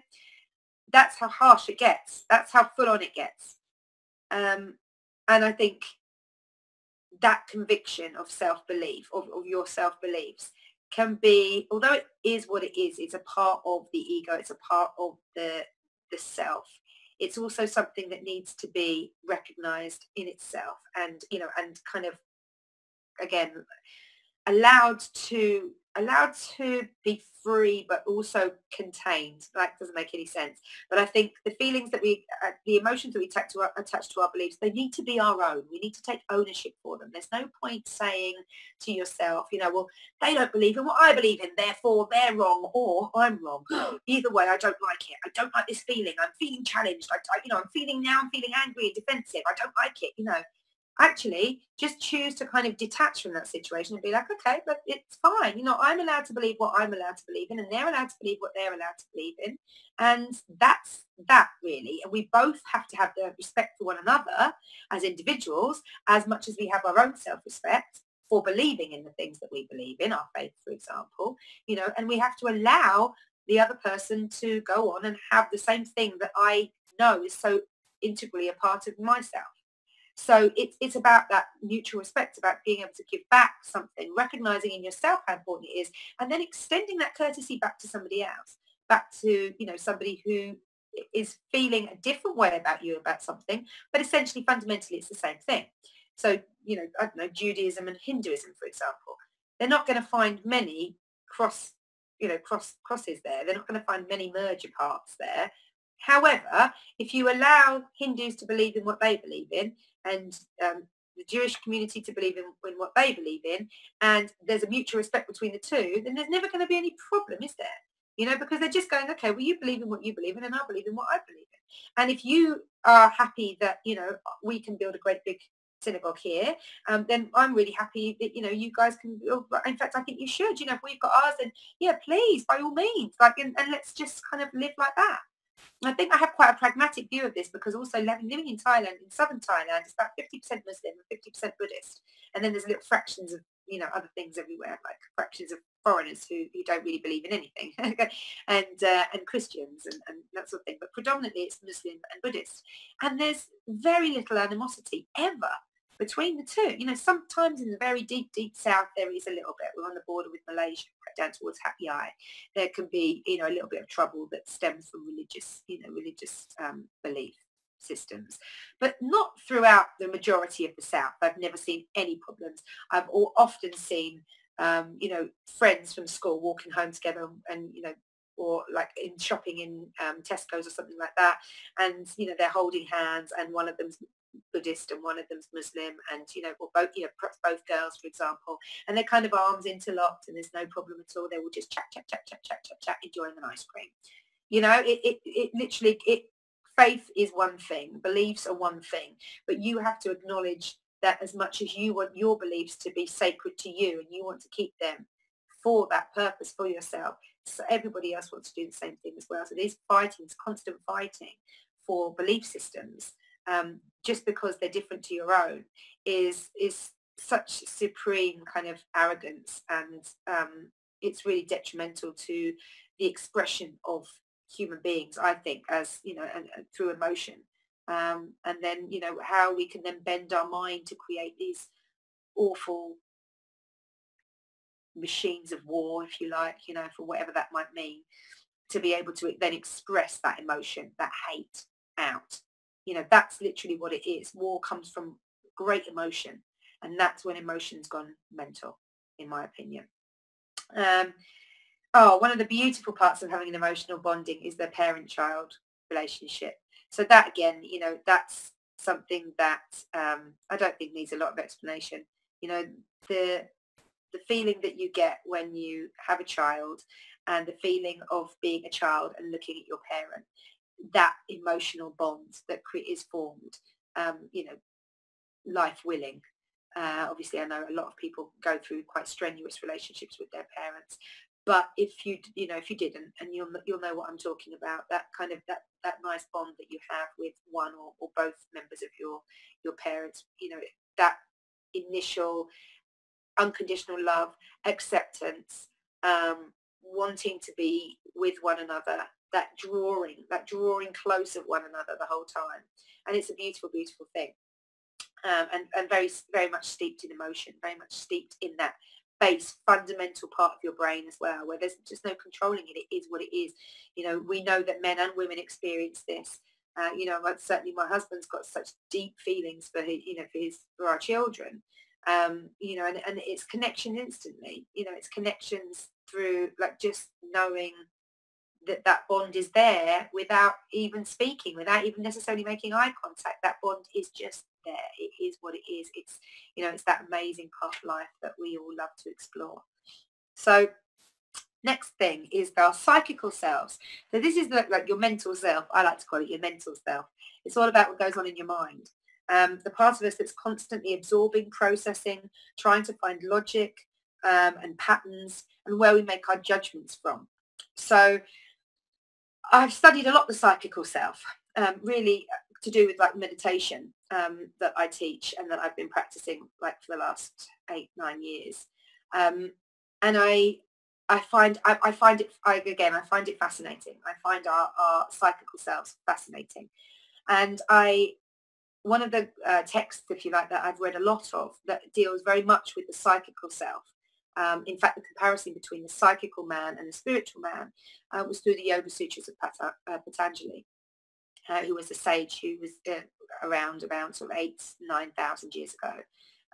And he basically passed down through the Indian subcontinent culture yoga and Ayurveda, the science of health for the physical body, and grammar, you know, our ability to be able to kind of talk, you know, well, not as I'm doing, blah, blah, blah, you know, but, you know, with conviction and being able to structure sentences and stuff like that. So anyway, what he said, what the Yoga Sutras say, deals very much, like I said, with the psychical versus the spiritual man. And that one of the problems that mankind has, and bear in mind this was written 8,000 years ago, and yet it's still very, very present in today's life.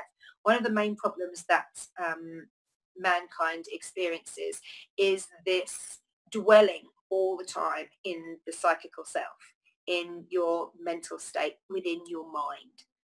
In Buddhism, they talk about the monkey mind, when you're trying to clear your mind of thoughts and you're letting them come in and you're letting them go and you're not attaching anything, you know, to them.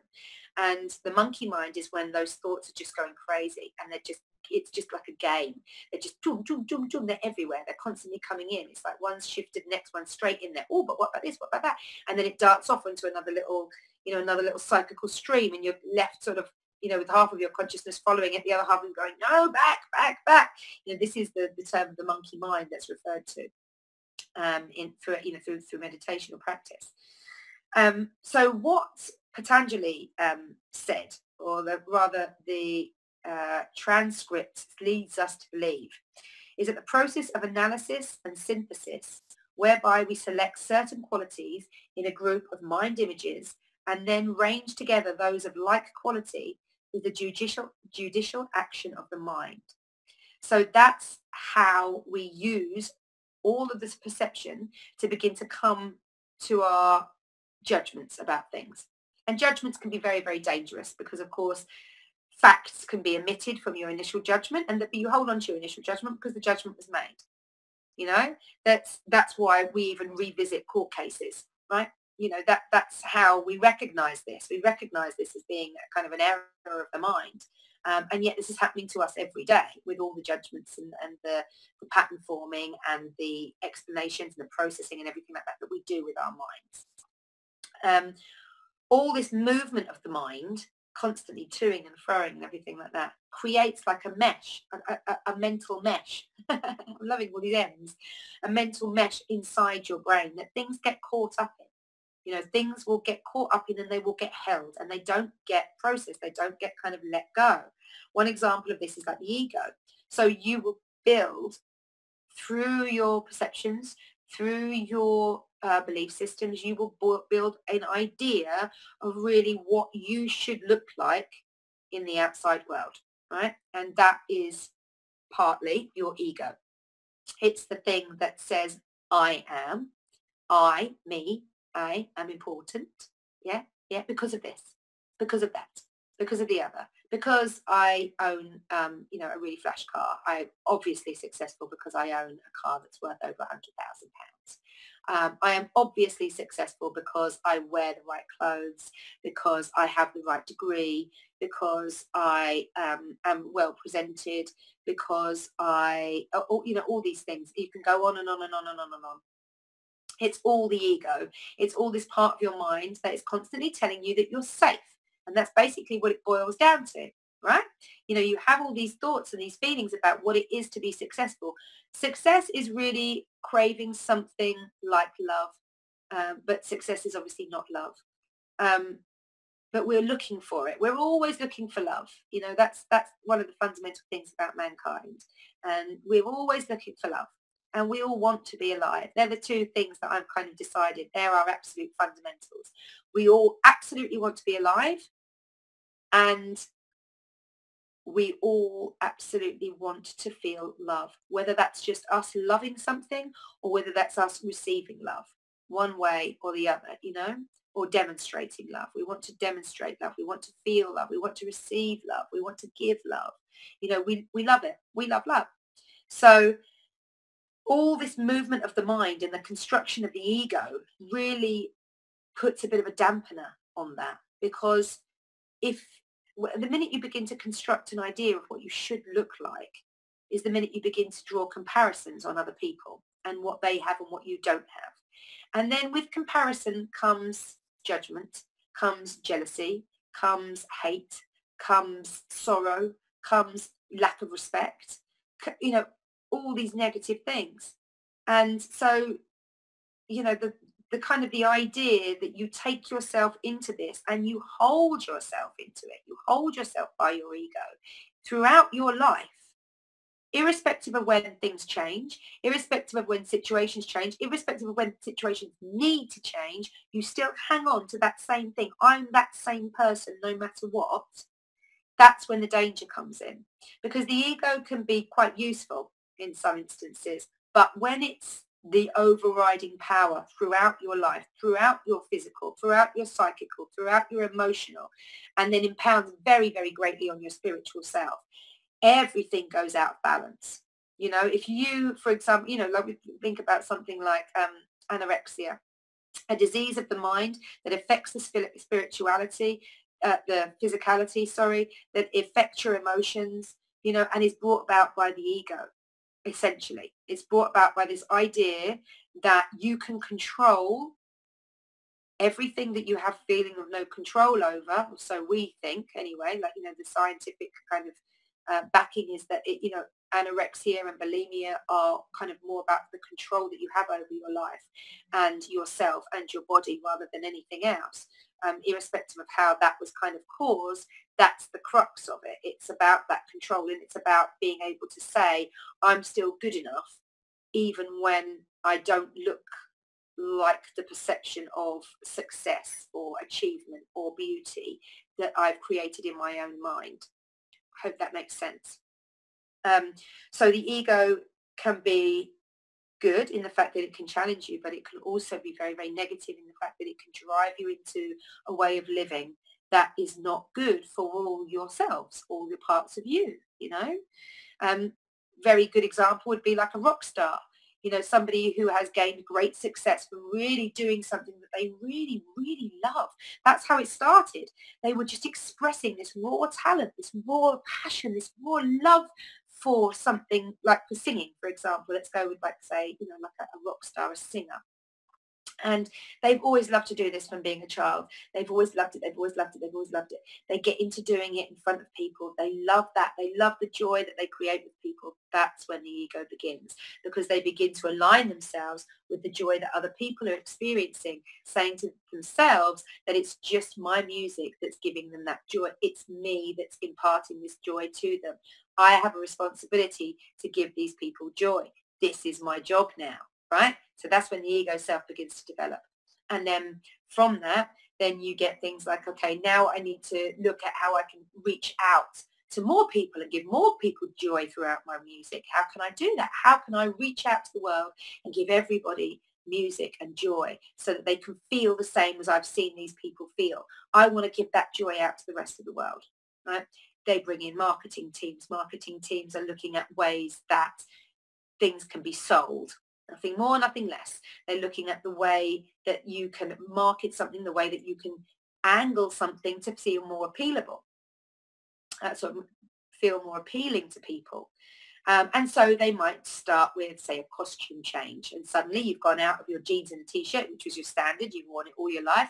You've worn it in all your concerts and all the rest of it. Suddenly you're out of your jeans and a t-shirt, and you're into a more successful looking costume. So maybe you've got a kind of a little bit of glitter or glam or something like that. Maybe you're in a designer suit or a designer dress. You've got the right heels. You've got the £500 this. You've got the glitzy, glamorous jewelry, you've got whatever, the marketing, the salespeople behind you doing their job are manifesting this ego part as well. They're building this ego part up so that you become more of a character, more of something that they can sell, essentially. Then as the rock star, you begin to believe when your record sales boom because of all marketing, because of the sales techniques, because of the way that these marketing people are managing to kind of ease you into other people's psyches that might not have picked up on you before, your success grows, and therefore you align your increased success with the changes that you've made, and you begin to invest yourself in a more expensive wardrobe and the glitzy glamorous stuff, and you buy all the different rings because you want people to think and recognize if they like the fact that you are wearing a carat diamond earrings in each ear. What happens if they see you in 2 carats? Then they're going to know that you're even more successful. And so it goes on. And before long, it's the big, yachts, and it's the this and it's the that. And you own all these things that you don't spend any time enjoying. And you constantly are kind of having to earn more and having to work and having to do things that actually the passion has been taken away, because it's more about some of the marketing stuff than it was about the rock music anymore. Now it's more about advertising, money than it is about singing. And you're duty bound for the contracts and everything that you sign up to, through your management, through your marketing, through your record label, all these people putting all these demands on you and asking you to be a certain thing for them. And meanwhile, you're creating this whole idea that that's actually who you are. Then when something falls apart on that, for example, you have to have an operation on your throat, and afterwards you can't sing on it, and everything else begins to drop away, you're left wondering exactly who it is that is left if that ego isn't there anymore, right? So that's a really interesting point, because then you almost have to start right at the very beginning, but with the, almost like having almost had your foundation ripped away from you as well, because you've taken that away. You've changed who you were. You don't even have that as a foundation anymore. You've changed who you were essentially, and you've become what you thought you needed to be. And that's the ego. And that's why it can be dangerous, because it can lead you all manner of paths that seemingly will lead to a successful outcome for you. But they don't necessarily take into account your physical self. They don't necessarily take into account your emotional self. Our rock star is very lonely, doing all these shows and everything. He hasn't managed to meet anybody. All he ever does is work. Emotionally, he's actually quite sad and he's quite lonely. There's good days, of course. They have great days. We have great parties and meet some amazing people. But at the end of the day, when all you really want is to just kind of lie down with somebody that you love and that you can kind of just chat to and be open and be 100% raw and yourself with, and you don't have that, then you can feel loneliness. I think also the impact on your physical self, the rock and roll lifestyle that might come with being a rock star, the performance pressure to be something, even if you're not feeling it that day, even if your emotions aren't there, you still have to bring it. And so we see a lot of things like, in throughout the music industry, throughout the entertainment industry, in fact, where people have resorted to taking drugs and alcohol and, you know, mind-altering substances so that they can actually deal with what they're experiencing. And I think, you know, again, so all these negative impacts from your ego coming onto your mental self because you're judging yourself constantly, you know, nothing's ever good enough. Excuse me, nothing's ever good enough. Nothing's kind of going to be right. You've got to keep trying, keep building, keep building. Your emotional self that is really quite tired and a little bit lonely and elated and then sad, elated and then sad. And that's taking not even with the influence of anything, you know, that might alter your mind, which is obsessed with what the next thing's going to be. How can you then build your ego even more? Because that's the thing with an ego. It starts off little, but you have to keep feeding it. You know, you have to keep feeding it. It's like one of them Magagotchis or whatever you used to have. But you have to carry that funny little watch thing around you and feed the little thing all the time. You know, it's something that is a part of who we are, very much so. But it's good to be able to recognize it. It's good to be able to know what your ego thinks and recognize when it's kicking off. That's what I always think with my ego, is that, oh, that's my ego kicking off. There we go. All right. Yeah, I know, but you're not really, are you? The important thing is that you do this today, not that you do that. You know, detach from the expectations that your ego has. Detachment has been one of my favorite forms of clarifying which part of my self I need to deal with. So if I come out of my physical body and I've still got that feeling that I woke up with, I'll go then to my emotional body. And through meditation, I'll tap in and I'll just be kind of like, you know, okay, what's going on with you then? Coming into my heart chakra, coming into my heart center. What's going on? Why is it? Where are you feeling sad? You know, what part of you is feeling sad and why? And my intuition and my sense of self will always come back with the answer. If not then it'll come back later on. And I'll be able to move through that. Something maybe have triggered me. I'm just, you know, I feel something has gone on over the course of the night. Maybe I've had unrest, maybe I've had a bad dream. You know, sometimes I wake up and I feel quite lethargic and you know, maybe let's take that back to my physical self. Maybe that's my physical self, because my physical self is constantly going through change as well. So if it's not my emotional self, let's look at my physical self. If it's not my physical self, it's not my emotional self, then let's look at my mental self. What's bothering me? You know, what is bothering me? Like, okay, I'm a little bit stressed with work at the moment. I've got a lot on. I'm trying to write this book. I'm trying to write that story. I'm trying to lesson plan. I'm trying to help this client and that client. And I'm doing all the stuff with my children. And I'm doing, you know, everything for the house and the shopping and the general stuff that we have to do in our lives. You know, so maybe is it that today? Is that the thing that's making me feel just a little bit meh?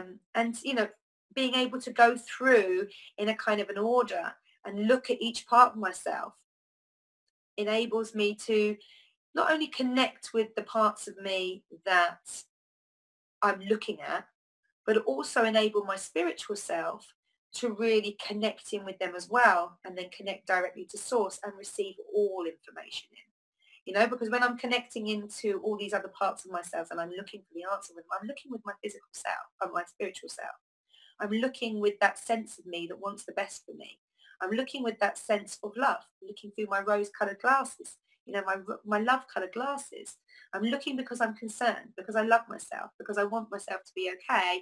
And I know how important it is for everything else that I want to do in the day for me to kind of just be able to shift this energy a little bit. Maybe it's not going to go, but just to be able to shift it a little bit. And so those are some of the important reasons why being in touch with your ego and being in touch with your psychical self, as well as your physical self, as well as your emotional self, is really very, very important. All of this movement in the mind is very normal. That's one thing to say. All of this kind of monkey mind stuff is very, very normal. We have between 60 and 80,000 thoughts a day as your average human being. You know, I mean, I love that. I love that quote. I'm just a bit like, how is this possible? And then I realized that within the last sort of 30 seconds, I've had 3 or 4 thoughts myself. And while I'm talking to you, you know, and they're the ones that I'm aware of. And they're not the other ones about like the little recognitions of things. Like you know, I'm looking into the camera and I'll be able to recognize that I'm moving my hand. That gets registered somewhere. You know, I'm moving my hands physically, you know, that registers somewhere. I know when I'm not looking directly at the camera. I know that somewhere. Like these are all thoughts that are just happening. as I'm talking, as I'm having a dialogue, an external dialogue from internal to external, and still these thoughts are going on in my mind. That's crazy. Like, that's how amazingly clever our brain is. But they need to quieten down sometimes to be able to give you a rest so that you can really see clearly everything, and so that you can lay yourself out on the table in front of you, if you like, and begin to study yourself. I think it's really important to take time for personal development and to be able to look at these 4, 5 parts of yourself independently, and then recognize how they all interlink, how they all integrate, and that your spiritual self is the part of yourself that is leading the way in that. It's the part of yourself that's compassionate towards yourself. It's the part of yourself that wants you to express the things that you love, that is going to encourage you to do that. It's a part of yourself, I'm just looking at my notes, it's a part of yourself that is always aware. Whether you're aware of it or not depends on how you think, depends on whether or not you're willing to accept that you are these 4 or 5 parts of self. Okay? When I teach children, because I'm a yoga teacher for adults and children, and I have 2 groups. One's like in a preschool, and they're between 2 and 4, and a private group that I hold between 4 and 9 years old. And whenever I try and teach them about their spiritual selves, whenever I try to get them to connect within, I just literally say it's that part of you that is just inherently good the whole time. It thinks the best of people. It thinks the best of you. It wants the best for you. You know, even though you've got part of your mind saying, no, just don't do it. Mummy will do it for you. There's that part of you that says, well, why don't you do it for her? Why don't you do it? You do it first. It's picking you up.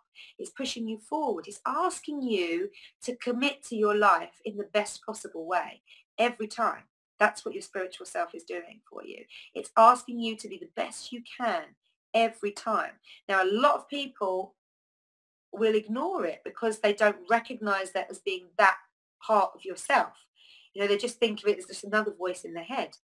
I remember saying to a client once, she was like, you know, I've got about 2 or 3 voices going on in my head. And I was like, I've got about 5 or 6. Like, you know, just don't worry about it. Just make sure that each one of them gets a little bit of speech time. You know, just make sure that you are listening, because one of them in there is going to be your spiritual self. You know, the very essence of exactly who you are and who you were born to be. You know, and you need to be connected to that one. Otherwise, you're really missing out. You know, you're missing out on all these amazing feelings and connections and knowledge. Like, it's your seat of intuition, your spirituality, you know, and connecting in with your intuition is one of the ways that you can really begin to develop your spiritual self. From all those feelings and messages that you get passed down, don't just let them go. Act on them straight away. You know, you have a feeling about something. It's like someone's talking to me, and they'll be telling me about a problem that they've got in their life, and a message will come down to me, she should do this. That's not I'm listening. That's not my mind talking or processing. I'm listening, trying to understand. That's what my mind's doing. It's my spiritual self, it's my intuition that is dropping down in and going, maybe we should open a dialogue about her father. She clearly needs to talk about her dad. It's what's coming through to me, you know? And that is your intuition, and that is the thing that you need to act on. And every single time I act on my intuition, amazing things happen, good things happen, you know. I've never acted on my intuition and anything bad has ever happened, ever. So I feel like that's something that I need to keep going with, to keep practicing, and to tune in more to, you know, to be able to really know what is psychical self and what is spiritual self. What is intuition? What is it wanting to tell me? How is it wanting me to react? Am I supposed to be acting on this directly? Or is this just a message that's to be kept for later, you know, to be kept for another time, or just a little bit later on in the conversation, or something that I can reflect back at a later date? Your spiritual self is connected with everything. It's the ultimate source of information and light. So the idea of being a soul being, if you can accept that, you're a spiritual being, is that your spirit is connected out with everything else that is in our world, that is our universe. It is everything that permeates even the galaxies further away. We have a part of that in ourselves. It's our consciousness. And that's like a hugely important part, I think, of the spiritual self that you need to accept, is that you are, I'm going to say divine. You know, I think there's a lot of connotations with the word divine and God. And the idea of God has been written in stories and has been, you know, passed down through folklores and stuff like that. And it's been tinted and tinged for me a little bit as we go along. The idea that there is an all supreme massive consciousness that we are all a part of, that we are sections of the one, and that each one of us is all interconnected in with that, and then with every other living thing around us, because this higher consciousness has created everything for us to experience and to feel. That fills me with joy and knowledge of absolute truth. That really does. I know this to be true. I've known this from the minute I was born into this world at this time. I've known this. When I look back over my childhood, there were so many instances when I demonstrated this idea of connectedness, this feeling of being at one with things, believing that I could talk to animals and being able to hear them talk back to me, being able to connect with trees. I always used to sit with my back to trees and feel the energy of the tree and feel that grounding sense. And know that, you know, as old as a tree is, so I would be as old one day. And as much as the trees lived through 500, 600,000 year old trees, so I have lived through those things as well. So I might not be still present in that lifetime. This one tree is like, 500 years old. It's been present for 500 years. That's its lifetime so far, maybe more. But, you know, my lifetime is different to that, and yet I've experienced the same things as that tree has. I've been through certain things. I've also, you know, I think my awareness has been heightened about past lives and stuff like that through like regressional therapies and stuff that I've done when I've had such intense regressions that I felt the absolute truth of intuitions that I had before that weren't linked in any way, and yet I'd had them like years before, gone to a regressional therapy session, had an amazing regressional experience, and then, you know, like, and then recognizing that, oh my God, that's from those intuitions, that's from that thought process that I had like 2-3 years ago when I was going through this. You know, I understand that to be true. And it's not just an understanding in your mind. In fact, your mind plays very little part of it. It's your body, it's your energy, it's your emotional self, it's your spiritual self living again through your past lives, the energy and the experiences that your metaphysical self has had before within this body now. That's about as much as I think I can explain it as, I think. And so that's, you know, it's really important to, again, recognize that part of yourself. What else did I write about your spiritual self? It provides a super sense overview of the other parts of yourself, coordinating, recognizing, and capitalizing upon their strengths. So absolutely, it's kind of like the super sense. It's the thing that's going to try and make good between all things.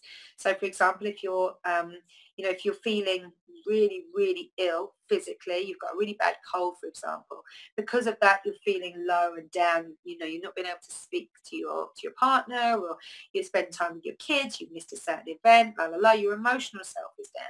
But then there's your spiritual self, you know, and your mental self is just tired, you're exhausted from it, or you don't know what else to do. You know, the drugs aren't working or kicking in or anything like that, and you're just second guessing the doctor. That's what's busy in your whole mind, is what am I doing? Should I be doing this? Should I be doing that? What's going on? And permeating through all of that is your spiritual self that's saying, rest and you'll be fine. Just rest. You're going to get through this. It will be fine. You know, you're amazing. You're strong. You'll be great. Don't worry. That's the little thing that just calms your heart at the end of the day and allows you to go, okay, I'm just going to get to sleep. I'm just going to take some sleep, you know, rather than keep stressing about stuff, keep emotionally drained, keep physically exhausted, you know, all those sorts of things. And once you can get your spiritual self really on board with all the others, or rather, once you can get all the other parts of yourself engaged in your spiritual self and everybody's on that page, you'll find healing comes a lot quicker. So once you begin to be like, take your mind out of its second guessing everything and worry and anxiety about your ill health. And you begin to think that, no, actually, this is going to last for 2 more days.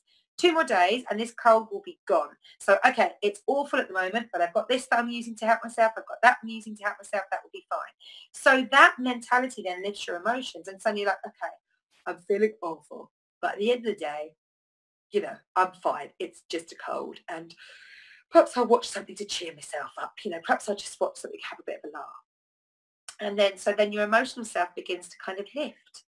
And so your mental self and your emotional self and your spiritual self all on the same page.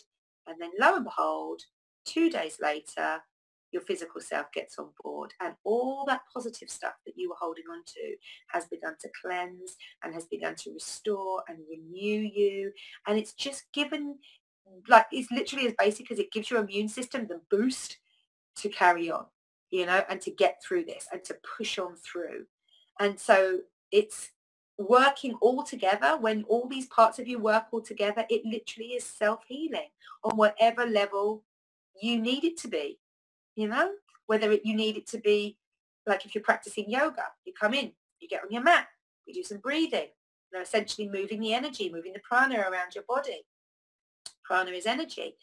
Then you get on your mat and you start stretching out your physical self, and you start putting pressure into your bones and into your fascia tissue and into your ligaments and onto your muscles, and you're pulling your muscles in so that you're supporting your internal organs and you're putting pressure on them. So you're helping to detoxify and move all the rubbish around your body with the positions that you're doing and with the way that you're constructing your body. So you're using your physical self.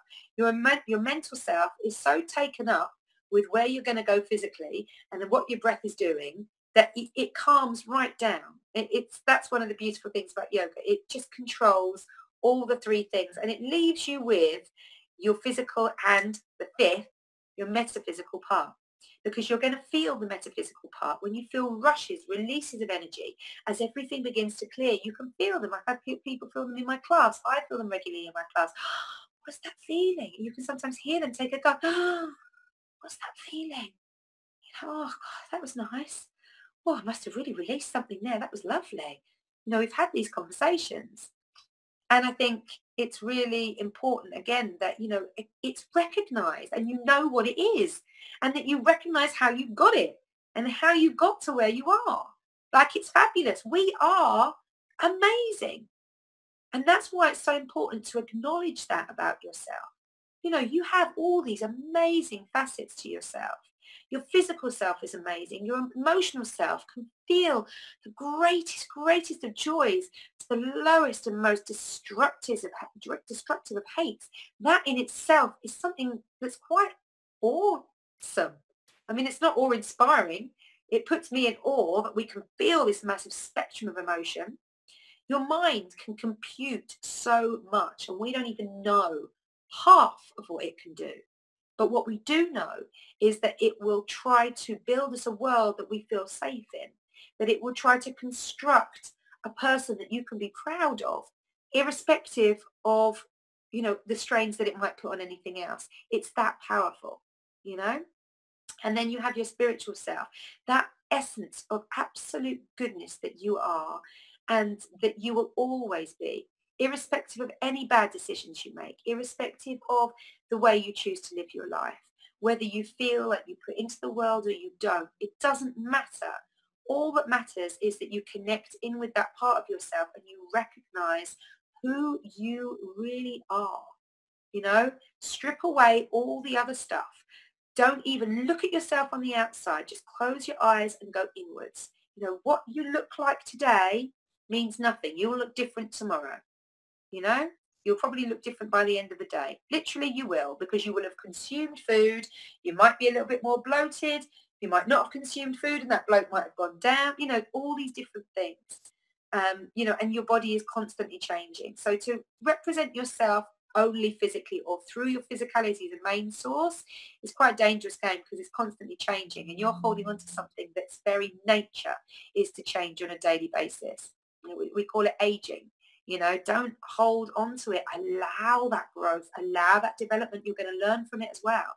The more you hold on to things, the more you attach yourself to things and hold on to them, the harder it is to be able to let go and really admit to yourself, acknowledge to yourself who exactly you are and what amazing, amazing gift you have to bring to this universe now. I hope that hasn't been too waffly, and I hope that has opened your mind just a little bit to the magnificence of your own self. And take some time to explore, take some time to breathe into your spiritual self, to connect deeply within your physical self, to really touch in on your emotions and what triggers you, what makes you feel happy, what makes you feel sad. And then if you can, and if you do have any experience of this kind of metaphysical energy that I like to call my number 5, then please let me know, and please work on that. Again, like work on using all the other facets of yourself to be able to draw this into yourself and really express yourself as fully as you can. Thank you so much for listening. This has been Kirsty Bentley Taylor, Miss Happy Guru. Namaste.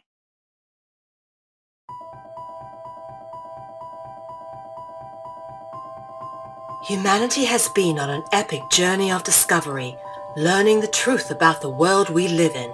New discoveries about the true origins of humanity, ancient history, free energy, as well as the systematic corruption of world governments are now on the forefront of our daily reality. Is the world headed towards destruction based on control and power? Or is an opportunity now being presented to shift and uplift into a higher consciousness? My name is Mel V, co-founder and creative director of Conscious Consumer Network, an independent broadcast network that was launched on the 1st of January 2015. In the last 3 years, Conscious Consumer Network has broadcast over 2,800 shows in multiple languages, featuring guests from across the world, whilst creating media that is aimed at the creation of a free, fair, peaceful, just, sustainable world. Conscious Consumer Network provides full training and an interactive support network for all broadcasters, and we are always looking for inspiring and educational content. Hi, this is Lainey Liberty. And this is Miro Siegel.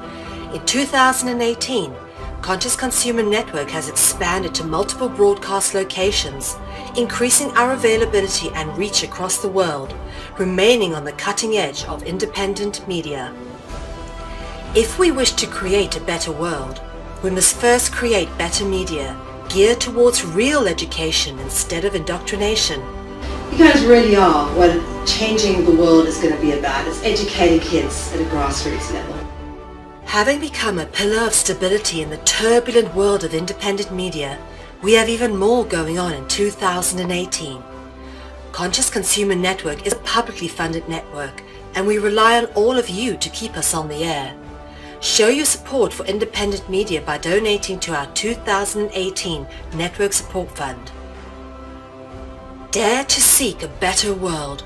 Support independent media.